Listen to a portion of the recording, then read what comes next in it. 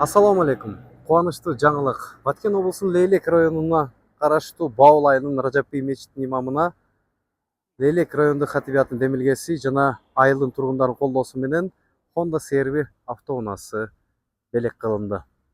Иш-чарага Баул айылынын жашоочулары жана Лейлек районунун баш имам хатиби Кубатбек Абдыгапар уулу катышып, мындай саамалыктын маанисин белгилеп өтүштү. Автоунаа имамдын ишин жеңилдетүүгө, ошондой эле элге динге кызмат кылуу жолунда анын аракетин колдоого жардам берет.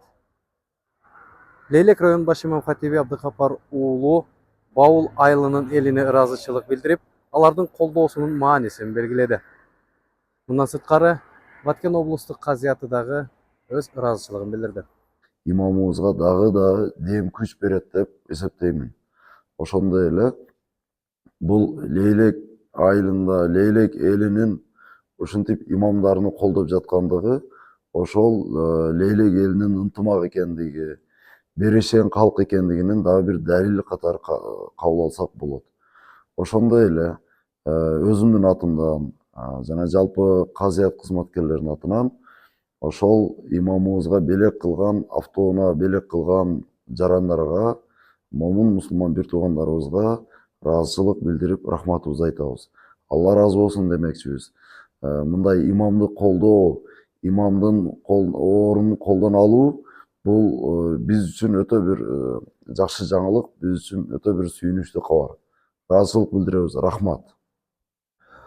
Маалыматка ылайык, Лейлек райондук хатибиятынын демилгеси менен имамдарга белекке берилген бул 4-чү унаа болуп саналат. Биздин эйлибиз, жаштарыбыз, аксакалдарыбыз чогуу биргеликте ушул унааны белек кылды. Жамаатыбызга, элибизге, жаштарыбызга элдин атынан рахмат айтам.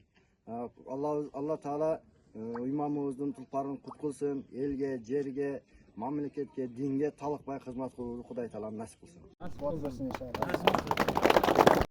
Айылдын имамы Имарбек Жанжигитов тууралуу айтсак, ал бир нече жылдан бери Баул айылынын Ражапи мечитинде имамдык милдетин аткарып, элге диний кызмат кылып келет. Мындай жөрөлгө албетте жүрөк жылытат.